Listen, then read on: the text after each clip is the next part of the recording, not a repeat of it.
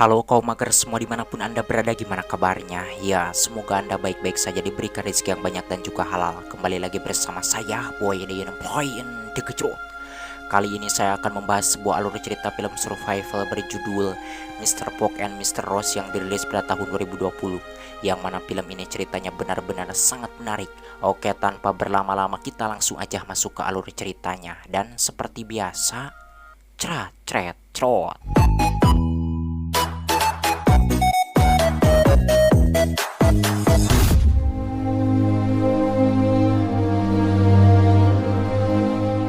Cerita bermula dengan memperlihatkan seorang pemburu berlian bernama Gao yang jatuh bersama mobilnya ke bawah jurang.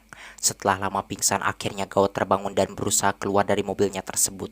Saat Gao berusaha keluar, terlihat di sana ada seorang wanita berpakaian kuno mengintipnya dari kejauhan. Dan ketika Gao sedang mencuci mukanya, wanita yang mengintip tersebut menembak kaca mobil Gao hingga pecah, membuat Gao terkejut. Lantas dirinya pun melemparkan batu ke arah wanita tersebut bersembunyi, menjadikan wanita itu marah dan memukul Gao hingga pingsan.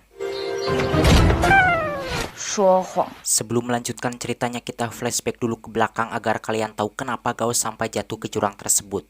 8 jam sebelum Gao jatuh ke jurang, dirinya sengaja meninggalkan kedua temannya yang bernama Siana dan Kinsu, disebabkan ada beberapa orang penjahat yang hendak menangkapnya. Gao yang saat itu kabur ke jalur gunung menggunakan mobil dirinya kehilangan kendali hingga akhirnya Gao jatuh ke bawah jurang tersebut. Kembali ke Gao yang tadi pingsan, dirinya dibawa oleh wanita tersebut ke tempat tinggalnya. Setelah sadar, wanita itu menanyakan, "Siapa namamu?" Gao menjawab, "Aku adalah Gao, si pria krempeng yang disukai banyak wanita." Mendengar itu, wanita tersebut pun memberitahukan bahwa dirinya adalah ratu di suku tersebut bernama Xingyu. Gao Zhenghe. Xingyu. Ketika mereka sedang mengobrol, seorang penasehat Xingyu yang bernama Yunhe masuk ke tempat tersebut. Sambil tertawa di sana, Gao mengungkapkan bahwa dirinya merasa aneh dengan keadaan di tempat tersebut yang seperti zaman dulu, padahal sekarang sudah zaman modern. Yunhe mengatakan, ya pasti Gao akan merasa aneh dengan keadaan di tempat tersebut, sebab Gao adalah satu-satunya orang yang selamat jatuh dari jurang tersebut dan sampai di suku mereka. Melihat Gao terus menertawakan keadaan di tempat tersebut, spontan Yunhe pun marah dan menendang pantat Gao hingga ngagurawi, lalu dimasukkan ke dalam sangkar kayu. Selepas dikurung, Gao yang awalnya menertawakan mereka kini jadi ketakutan dan meminta kepada Xingyu agar dilepaskan. Namun Xingyu mengatakan bahwa dirinya tidak akan melepaskan Gao, sebab Gao sudah berlaku tidak sopan kepada wanita. Dan perlu Gao ketahui bahwa di tempat tersebut yang berkuasa itu bukanlah laki-laki melainkan wanita. Jadi jika Gao tidak mau menghormati wanita yang ada di tempat tersebut, maka dirinya akan mengurung Gao di sangkar tersebut selama-lamanya.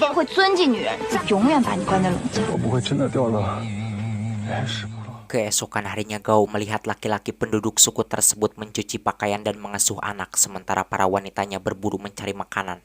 Melihat itu, Gao tertawa merasa aneh dengan apa yang dilihatnya tersebut.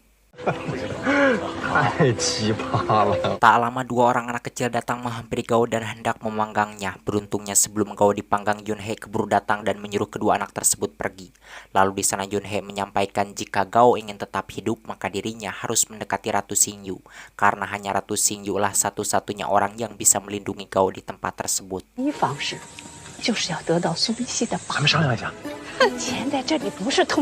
Di hari keempat, terlihat saat itu Siana dan Kinsu datang ke tempat di mana Gao dan mobilnya jatuh. Lalu di sana Kinsu mengatakan kepada Siana bahwa kemungkinan untuk selamat Gao sangatlah kecil, sebab jurang tersebut sangatlah dalam. Mendengar itu, Siana yang diam-diam mencintai Gao pun merasa sedih dan hatinya ngarak kacak. Anjing, naon dah ngarak kacak.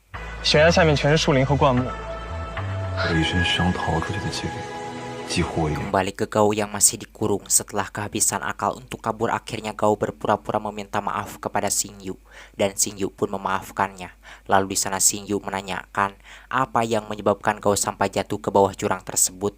Gao menjawab bahwa dirinya sampai jatuh ke jurang itu akibat dikejar-kejar oleh penjahat. Selepas mengatakan hal itu, Gao meminta untuk keluar dari tempat tersebut. Namun Xingyu tidak mengizinkannya karena ditakutkannya Gao orang jahat yang nantinya akan membawa bencana kepada suku suku mereka. Disebabkan Xingyu tidak mengizinkannya pergi dari tempat tersebut, kemudian saat itu Gao mengajak Xingyu pergi ke mobil untuk mengambil barang-barang miliknya. Walaupun Xingyu tidak mengetahui apa itu mobil, akan tetapi dirinya menuruti keinginan Gao tersebut. Sesampainya di sana, Xingyu yang tidak mengetahui kehidupan modern dirinya berniat mau menembak mobil tersebut. Karena menurut Xingyu mobil itu adalah binatang buas yang telah menelan Gao. Melihat itu spontan Gao pun melarang dan membohonginya. Gao mengatakan memang mobil tersebut adalah binatang buas, akan tetapi dirinya bisa menjinakkannya. Kemudian saat itu Gao pun berpura-pura menjinakkan mobil tersebut dengan tingkahnya yang konyol.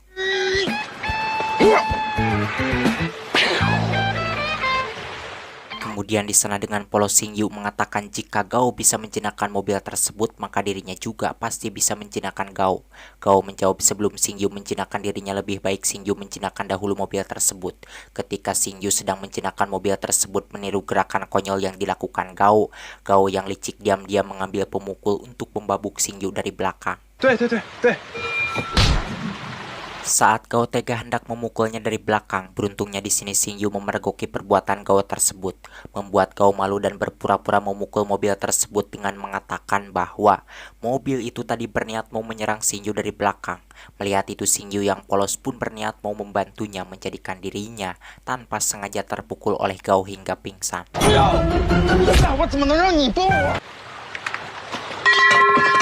Melihat Xingyu pingsan, Gao pun tidak menyia-nyiakan kesempatan tersebut, di mana saat itu juga dirinya langsung kabur meninggalkan tempat itu.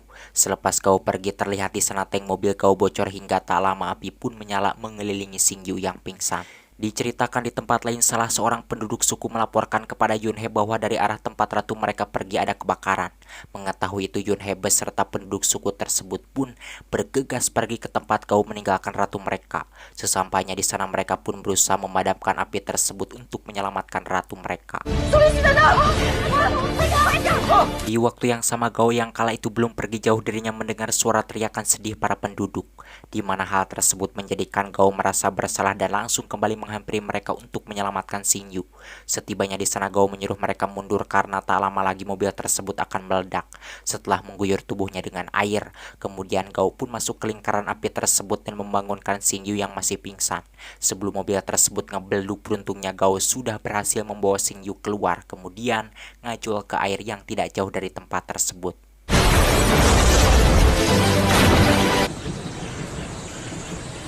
Selepas kejadian itu, Gao meminta maaf kepada Xingyu dengan mengarang cerita palsu bahwa ketika dirinya memukuli mobil tersebut, mobil itu marah menyerang Xingyu dari belakang, kemudian menyemburkan api membuat dirinya kabur ketakutan. Namun ketika melihat yang lain tidak ada yang berani menyelamatkan Xingyu, akhirnya dirinya nekat masuk ke lingkaran api tersebut demi untuk menyelamatkan Xingyu. Mendengar itu, Xingyu yang polos dan primitif pun mempercayai cerita bohong karangan Gao tersebut.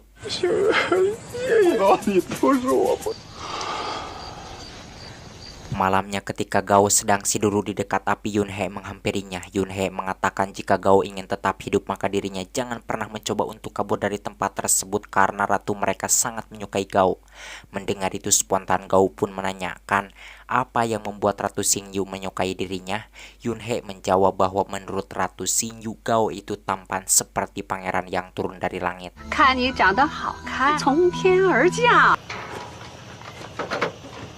Sekembalinya ke tempat tinggal, Gao menyalakan handphonenya dan mencoba mencari sinyal, tetapi sialnya di tempat tersebut tidak ada sinyal, membuat Gao kesal.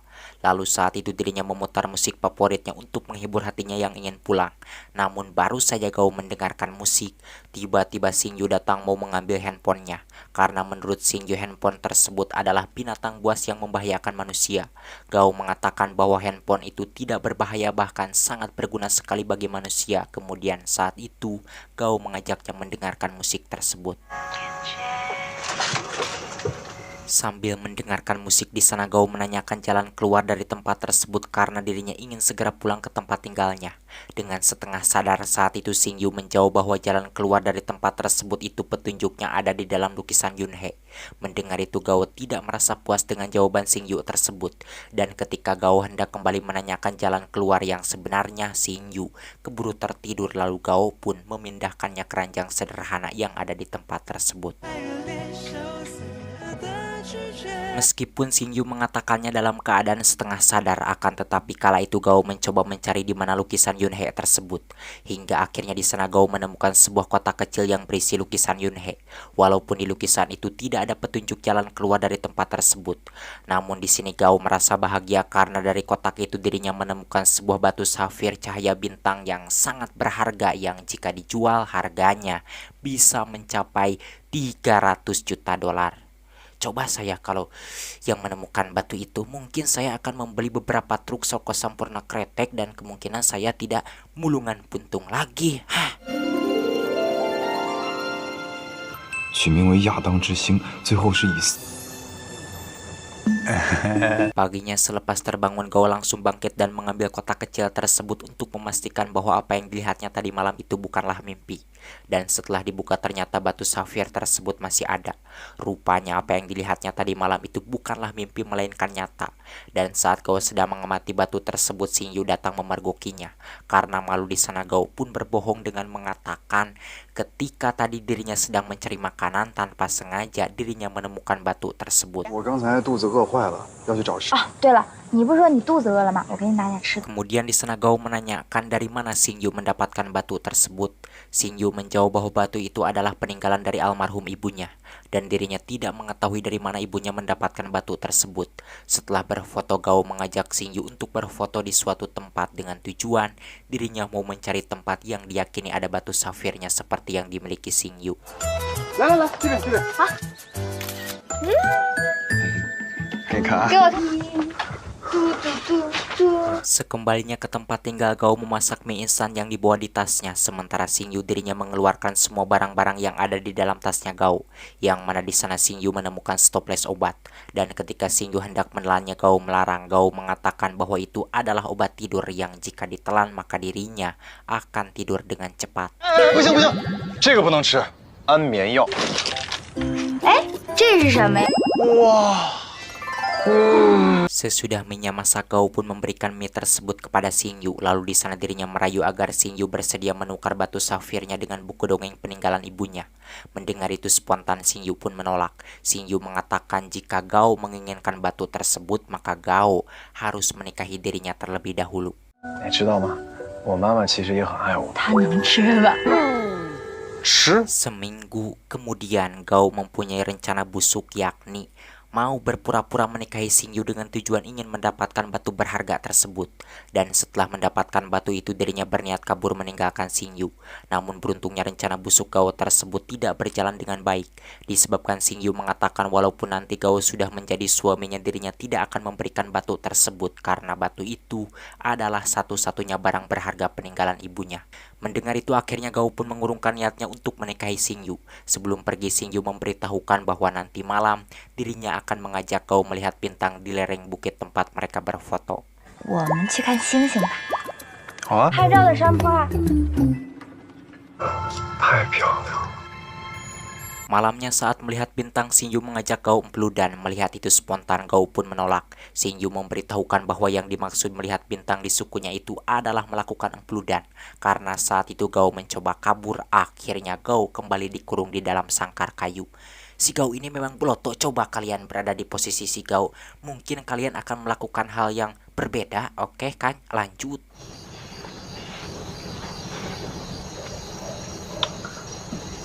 Lalu di sana Gao mengatakan kepada Xingyu dirinya tidak mengetahui bahwa yang dimaksud melihat bintang oleh Xingyu itu adalah empeludan. Jika Xingyu ingin melakukan empeludan sebagai pernyataan cinta, dirinya tidak menyukainya karena itu terlalu terburu-buru. Sebab biasanya di tempat Gao orang yang hendak menyatakan cinta itu pasti dia menyiapkan terlebih dahulu sesuatu yang romantis. 告白成功率就会高一些。 Siangnya terlihat di tempat lain Kinsu dan Xiana berusaha melakukan pencarian menggunakan drone. Namun sialnya ketika sudah berada di hutan tersebut drone-nya malah jatuh.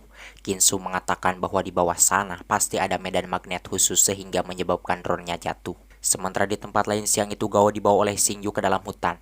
Sesampainya di suatu tempat Xingyu menumpahkan darah ayam ke tubuh Gao sebagai bentuk pernyataan cintanya. Melihat itu spontan Gao menolak cintanya Xingyu. Xingyu mengatakan bukankah Gao pernah bilang jika dirinya menyatakan cinta dengan baik Gao akan menerimanya.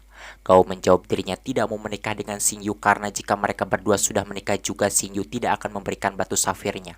Walaupun Gao menolak, tetapi di sini Xingyu tidak kehabisan akal. Terlihat di sana dirinya menjebak Gao hingga akhirnya Gao terpaksa menerima cintanya.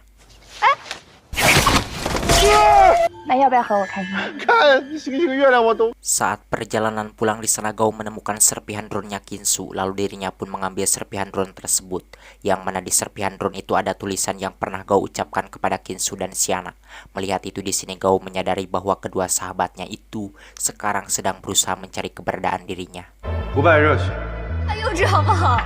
Di hari ke-12 ketika sedang duduk Gao teringat bahwa dirinya memiliki kontrak dengan seorang perempuan bernama Lian, yang mana perjanjiannya bahwa setiap 15 hari sekali Gao harus melaporkan kepada Lian mengenai bisnis mereka. Ingat akan hal itu, di sini Gao menjadi ingin segera keluar dari tempat tersebut karena jika tidak pastinya Lian akan menuntut Kinsu dan Xiana. Lalu saat itu Gao mengatakan kepada Xingyu bahwa mulai besok dirinya bersedia menjadi suaminya dengan tujuan agar Xingyu tidak menyembunyikan rahasia apapun dari dirinya. 所有人都知道我成了你的男人。 Kembali ke Kinsu dan Xiana, malamnya mereka kedatangan Lian dan menanyakan Gao. Xiana menjawab bahwa Gao pergi ke atas gunung untuk ziarah ke makam ibunya. Lian mengatakan jika Gao tidak juga pulang dalam waktu 48 jam maka otomatis kontrak mereka akan berakhir. Selain itu dirinya juga akan menuntut mereka berdua karena sudah melanggar kontrak yang telah disepakati sebelumnya. 之后要是再见不着他人， Di waktu yang sama malam itu Gao mengatakan kepada Xingyu bahwa besok mereka akan menikah. Jadi sekarang Xingyu jangan merahasiakan apapun dari dirinya. Usai mengatakan hal tersebut Gao menanyakan apa yang ada di ujung hutan ini. Dengan polos Xingyu menjawab bahwa di ujung hutan ini ada goa. Mendengar itu Gao tersenyum merasa bahagia karena dirinya merasa yakin bahwa goa itu pasti jalan keluar dari tempat tersebut. Walaupun di hutan itu ada magnet khusus yang membuat kompas tidak berfungsi, tetapi Gao merasa percaya diri bahwa dirinya pasti akan bisa keluar dari tempat tersebut dengan selamat. 是不是就能走出迷雾森林了？ Karena sudah mengetahui jalan untuk kabur, kini Gao pun merencanakan agar dirinya terbebas dari pengawasan mereka. Terlihat di sana Gao mengajak Xingyu masuk ke tempat penyimpanan tuak dengan berpura-pura bahwa dirinya ingin mabuk. Lalu di sana Gao menanyakan, apakah di suku Xingyu suka minum tuak saat menikah? Xingyu menjawab iya. Mengetahui itu tanpa basa-basi Gao pun langsung memasukkan obat tidur yang selalu dibawanya ke dalam tong wadah tuak tersebut dengan tujuan agar nanti pas acara pernikahannya tiba penduduk suku tersebut semuanya tertidur sehingga dirinya bisa kabur dari tempat tersebut. 我们那儿结婚的时候也喝酒，叫喜酒。你要警惕那些燃烧整片森林。 高人鹤，是不是有猛兽？ Sebelum tidur Xingyu menepati janjinya yakni memberikan batu safirnya tersebut kepada Gao. Xingyu mengatakan bahwa besok Gao akan menjadi suaminya. Jadi sekarang apapun yang dimilikinya dirinya akan memberikan semuanya kepada Gao. 拿好了，不用害怕，我在外面。 Keesokan harinya semua penduduk suku tersebut sibuk mempersiapkan makanan dan sebagainya untuk acara pernikahan ratu mereka. Sedangkan Gao yang berada di dalam tempat tinggal hari itu dirinya memberikan buku dongengnya kepada Xingyu. Ketika dibuka di sana Xingyu menemukan kertas kecil. Gao mengatakan bahwa itu adalah kartu namanya. Lalu saat itu Gao pun mengajarkan Xingyu membaca dan menulis namanya. 星月。 我喜欢。 Malamnya acara pernikahan pun tiba. Sesudah resmi menikah, lalu di sana salah seorang penduduk suku yang merupakan tangan kanan Xingyu mengatakan bahwa kini Gao sudah resmi menjadi suami ratu mereka. Jadi mulai malam itu dirinya dan semua penduduk suku tersebut akan melindungi Gao dari bahaya apapun. Usai wanita itu mengatakan hal tersebut, di sana Gao mengajak mereka bersulang minum tuak yang telah dicampuri obat tidur. Sementara Gao sendiri dirinya hanya berpura-pura minum agar mereka tidak mencurigainya. Sebagai hadiah paling berharga malam itu penduduk suku tersebut menyanyikan lagu favorit Gao. Mendengar itu Gao menanyakan dari mana mereka bisa hafal lagu tersebut. Xingyu mengatakan bahwa dirinya lah yang telah mengajari mereka karena Xingyu tahu bahwa lagu tersebut adalah lagu favorit Gao yang suka didengarkan setiap harinya. Hadirmu kasih bagai dalam mimpi yang datang mengganggu tidurku. Sesudah acara acara pernikahannya selesai, terlihat di sana penduduk suku tersebut semuanya tertidur akibat meminum tuak yang telah dicampuri obat tidur oleh Gao. Sebelum pergi di sana, Gao meminta maaf kepada Xingyu. Sebab apapun itu sebenarnya Gao sendiri sangat mencintainya. Namun apalah daya, di luar sana dirinya memiliki banyak sekali pekerjaan yang harus diselesaikan.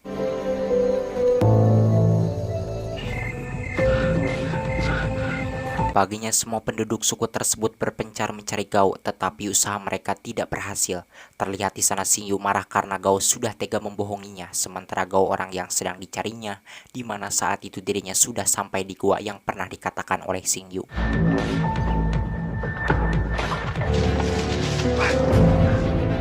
Selepas melewati gua tersebut, Gao naik ke puncak dan di sana dirinya melihat bahwa di depannya ada jalan yang dilewati oleh kendaraan. Melihat itu Gao ngajur rowok merasa bahagia. Kemudian dirinya bergegas pulang ke tempat tinggalnya. Di waktu yang sama Lian kembali mendatangi Qinsu dan Xiana.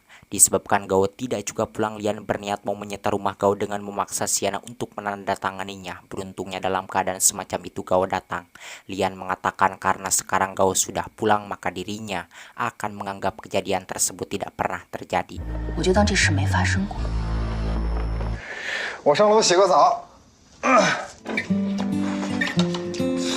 Ketika sedang makan, Qinsu yang merasa penasaran dirinya menanyakan apa yang membuat Gao kuat bertahan hidup di hutan tersebut selama 15 hari. Mendengar pertanyaan semacam itu, Gao tidak menceritakan kejadian yang sebenarnya. Gao mengatakan bahwa dirinya bisa bertahan hidup di hutan itu karena memakan tumbuh-tumbuhan. Diceritakan Xingyu yang merasa dibohongi, akhirnya dirinya memutuskan untuk mencari Gao. Sebelum pergi, Yunhe berpesan agar Xingyu jangan pernah menceritakan gua tersebut kepada siapapun. Sebab itu bisa menyebabkan bencana kepada suku mereka, mengingat orang-orang zaman sekarang ini kebanyakan jahat dan mementingkan diri sendiri. 对任何人都不能提起他。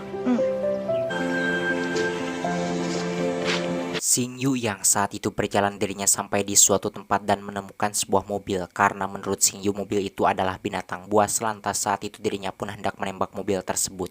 Beruntungnya sebelum Xingyu menembakkan senjatanya, pemilik mobil tersebut yang bernama Endi datang menghalanginya. Yang mana Endi ini adalah seorang peramal yang bisa membaca karakter setiap orang. Endi memberitahukan bahwa mobil itu bukanlah binatang buas melainkan alat transportasi yang banyak manfaatnya bagi manusia. Setelah dijelaskan secara detail, akhirnya Xingyu pun mengerti apa itu mobil teh. 没事吧？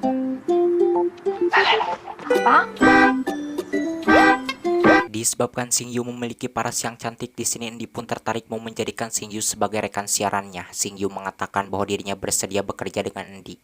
Namun Endi harus mengantarkan dahulu dirinya ke seorang pria yang bernama Gao.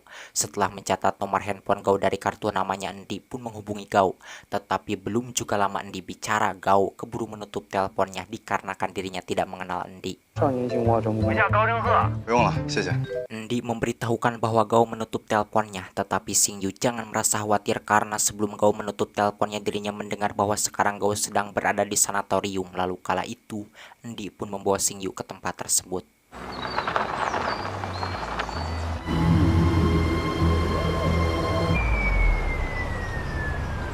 Dan memang benar saat itu Gao beserta kedua sahabatnya sedang berada di sanatorium menjenguk pamannya, sekaligus mau menghibur orang-orang yang ada di tempat tersebut. Sesampainya di sana, Xingyu yang belum pernah melihat badut pun langsung menghampirinya.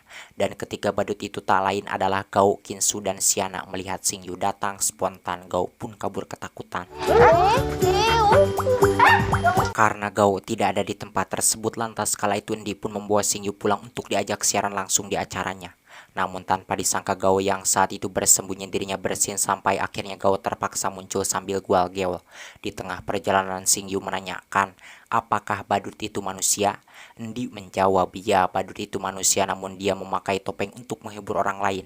Xingyu mengatakan jika badut itu manusia berarti badut yang tadi bersin itu adalah Gao, sebab bersinnya itu sama persis seperti Gao. Lalu Xingyu pun mengajak Endi untuk kembali ke sanatorium tersebut. Namun sesampainya di sana, sialnya Gao sudah keburu pulang membuat Xingyu kecewa dan duduk di pinggir jalan.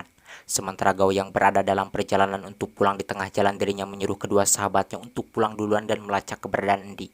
Sedangkan Gao sendiri dirinya akan menemui dulu Lian. Setibanya di tempat Lian, Gao pun marah disebabkan Lian sudah berani mau menyita rumahnya yang harganya tidak sebanding dengan uang yang telah diberikan Lian kepada dirinya. 有人来才怪了。Setelah Gao mengganti pakaiannya, terlihat di sana Lian menghampirinya, yang ternyata diam-diam Lian ini sangat mencintai Gao. Namun di sini dengan tegasnya Gao menolak karena dirinya tidak mau berhubungan asmara dengan orang yang telah membayarnya. Dan ketika mereka sedang beradu mulut, Ginsu mengirimkan lokasi keberadaan Endi. Kemudian saat itu Gao pun pergi menuju lokasi tersebut.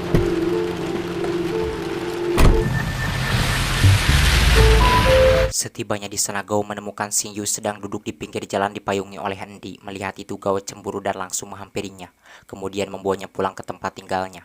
Sesampainya di sana Xingyu mengatakan jika Gao tidak mau menikahinya dirinya tidak akan memaksa.